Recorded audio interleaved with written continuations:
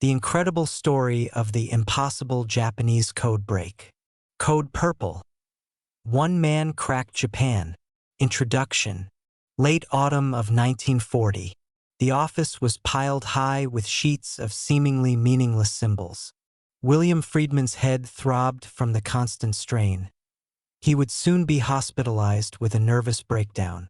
But it was on this very night, amidst the chaos of numbers and letters, that a ghostly yet clear logical pattern suddenly revealed itself to him. He didn't break the code. He saw how the machine that created it must have thought. A machine he had never seen. Friedman would later say, "We didn't break purple.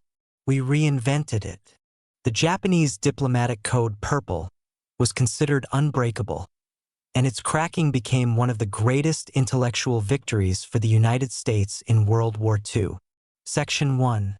The Impossible Code and the Telephone Genius. The Purple cipher machine was unique, and its creators were supremely confident in its impregnability. Unlike the rotors of the Enigma machine, Purple utilized stepping switches from telephone exchanges. This made it an electromechanical rather than a purely mechanical puzzle. Intriguingly, the Japanese had sold simplified versions of their machines, named Scarlet and Red, to their German allies. This seemingly minor detail provided Friedman's cryptanalysts with the first crucial thread, a glimpse into the underlying Japanese logic of encryption. This act of sharing, intended to strengthen alliances, inadvertently offered a vital key to understanding their own, more complex system. The Japanese's unwavering confidence proved to be their greatest vulnerability. They placed their faith entirely in the technological sophistication of the machine, underestimating the sheer force of human genius, the capacity of an individual mind to not only comprehend but to meticulously reconstruct such a complex mechanism sight unseen. This implicit trust in their technology blinded them to the possibility of a mental reverse engineering. Rumors circulated that even if the physical machine itself were somehow acquired, its daily cipher keys would still render any attempt at decryption meaningless. The Americans, however, possessed neither the machine nor these daily keys, making their eventual triumph all the more astonishing. Section 2. William Friedman, the sorcerer of the Black Chamber. Who was this man, William Friedman, who dared to challenge an entire empire? Born a geneticist, Friedman became a self-taught cryptographer, eventually recognized as one of the founders of the American cryptologic school. His path to deciphering purple was not predetermined but forged through an innate brilliance and an insatiable curiosity for patterns and hidden meanings. There was an anecdote, almost certainly a fact, that circulated among his colleagues. Friedman was said to possess an uncanny ability. By merely looking at an encoded message, he could not only determine the underlying code but also discern the mood of the radio operator who sent it, judging by the number and type of typographical errors. This highlights his deep intuition and his ability to see beyond the surface of mere symbols, grasping the human element behind the machinery of encryption. The atmosphere in the Signal Intelligence Service, SIS, where Friedman worked was a testament to the relentless, high-stakes nature of their mission. It was a veritable conveyor belt of intercepted messages, a constant flow of raw, undeciphered communications. The air was thick with the scent of tobacco and coffee, staples for minds working long into the night, fueled by an urgent necessity. Stacks of punch cards, each representing fragments of information, were everywhere, awaiting analysis. In the midst of this controlled chaos, Friedman was a quiet, almost meditative presence. He could spend hours in silent contemplation, his gaze fixed on a single point, his mind meticulously turning over algorithms and permutations, dissecting the unseen architecture of the enemy's secure communications. A colleague, observing Friedman's unique approach, once remarked, "He didn't solve puzzles. He understood the very language in which that puzzle was written." This observation perfectly encapsulates Friedman's profound gift. He didn't merely apply a set of rules or trial-and-error methods. He delved into the fundamental principles of the Japanese cipher, essentially learning to speak its underlying logic, allowing him to reconstruct its structure from the ground up. This deep understanding, rather than brute force decryption, was the hallmark of his genius and the secret to unlocking purple. Section 3. Nervous breakdown and intellectual breakthrough. This is the most dramatic part of the story, the immense price Friedman paid for his success and the triumphant moment of his intellectual breakthrough. By the end of 1940, the relentless pressure had taken its toll. William Friedman and several of his key colleagues were hospitalized with a diagnosis of severe nervous exhaustion. The work, pushed to its absolute limits, had indeed yielded results, but it had nearly cost them their health. The immense mental strain of attempting to reconstruct a complex cipher machine from intercepted messages, without ever seeing the physical device, was a burden few could endure. Friedman's treating physician, in a revealing medical report, attributed the cause of his breakdown to intense and secret official activity. This clinical assessment, though understated, subtly hinted at the extraordinary nature of the mental ordeal Friedman had undergone. It wasn't just stress. It was the culmination of months of the most intense intellectual labor imaginable, a period where his brain was pushed to its absolute cognitive limits, ultimately leading to a qualitative leap in understanding, but at a profound personal cost. This breakdown, however, was not merely a failure of health. It was, paradoxically, the culmination of a period of almost superhuman intellectual effort. It represented the moment when the human mind, stretched to its breaking point, finally achieved a paradigm shift, an understanding so profound that it transcended conventional methods of decryption. It was the agonizing birth pangs of a monumental discovery. And then, in the autumn of 1940, the breakthrough arrived.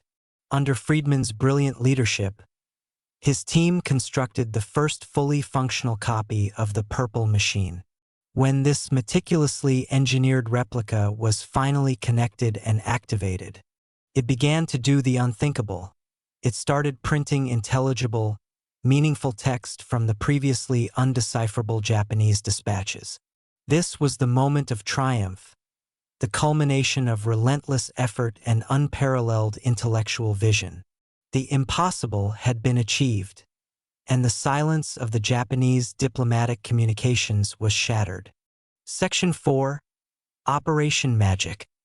The U.S. reads Tokyo's mind.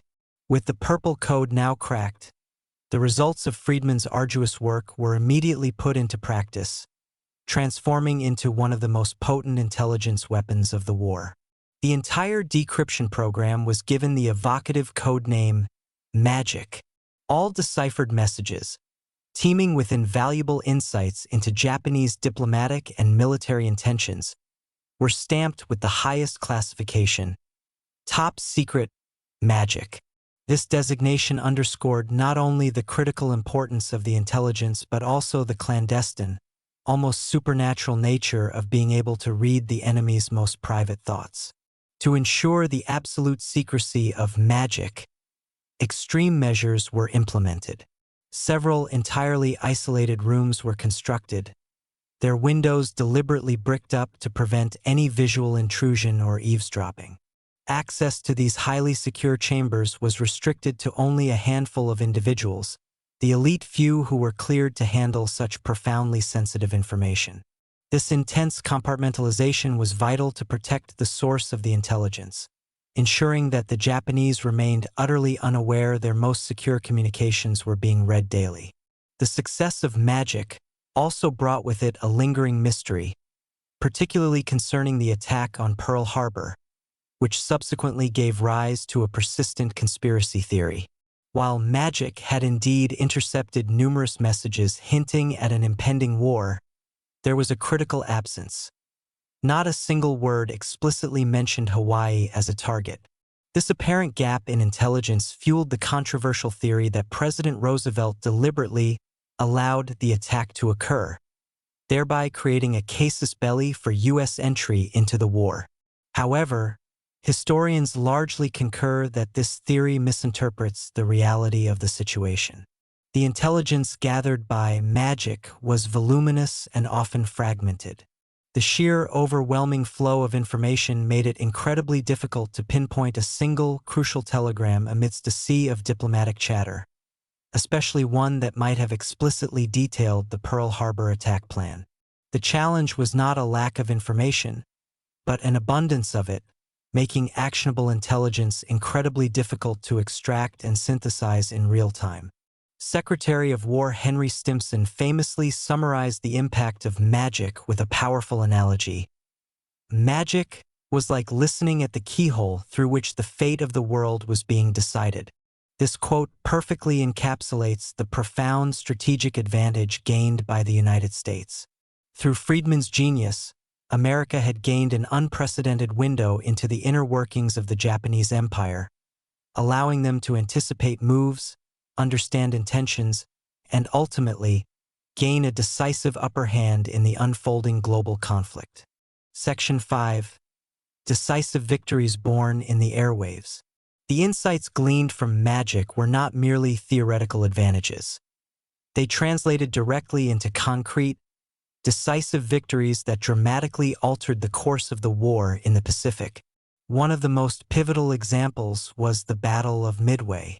Thanks to the meticulous work of the magic operation, American forces knew Admiral Yamamoto's strategic plan and, critically, the precise coordinates of his primary target, referred to in Japanese communications as AF. To definitively confirm that AF was indeed Midway Atoll, the base on the island, acting under specific intelligence instructions, transmitted an unencrypted message openly reporting a critical shortage of fresh water.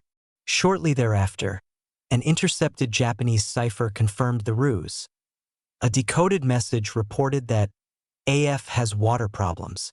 This brilliant piece of deception confirmed the target, allowing the American fleet to set a devastating ambush precisely where Yamamoto least expected it.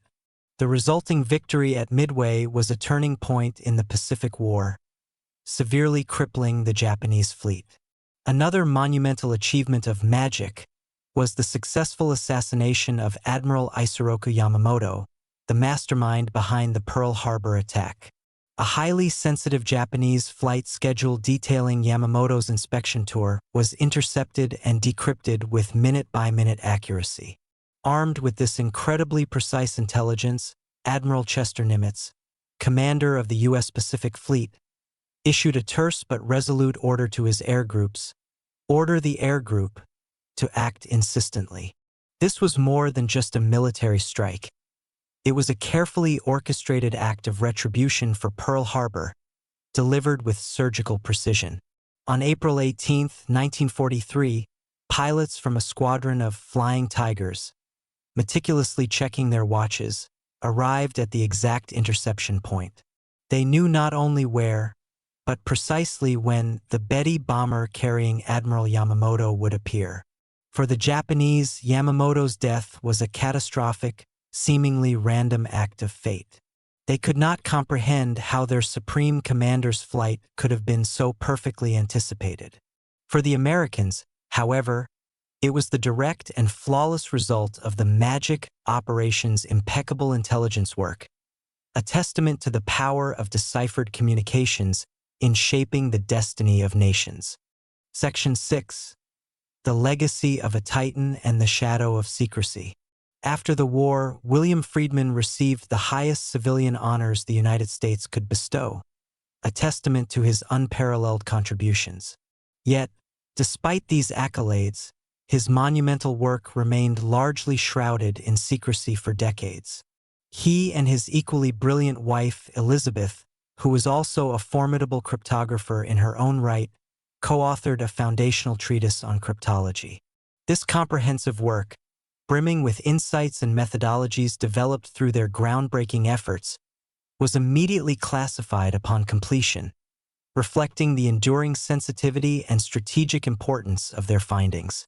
The depth of their work, too profound for public consumption at the time, was locked away, shaping the future of intelligence without public acknowledgement. A fascinating and little-known fact is that the Japanese remained entirely oblivious to the compromise of their Purple Code until the very end of the war. They continued to use it, confident in its impregnability, never suspecting that their most sensitive diplomatic and military communications were being read as easily as an open book by their adversaries. This sustained ignorance amplified the strategic advantage gained by the Allies, allowing them to consistently outmaneuver and surprise Japanese forces throughout the conflict. Friedman's story is far more than just the account of a code being broken. It is a profound narrative of intellect triumphing over brute force, a testament to how the singular insights and persistent dedication of one man can fundamentally alter the trajectory of history. His ability to mentally reconstruct a complex, unseen machine and to understand the language of a cipher at its most fundamental level goes beyond mere technical skill. As a contemporary intelligence historian eloquently put it, we still don't fully understand how he managed it. Friedman wasn't a cryptanalyst. He was a cryptographic clairvoyant. This concluding assessment encapsulates the enduring mystique surrounding William Friedman's genius. His ability to pierce through layers of complex encryption, to see patterns where others saw only noise, and to effectively reinvent an enemy's most secure communication system, marks him as a truly unique figure in the annals of intelligence history, a visionary who, in his quiet brilliance, reshaped the world.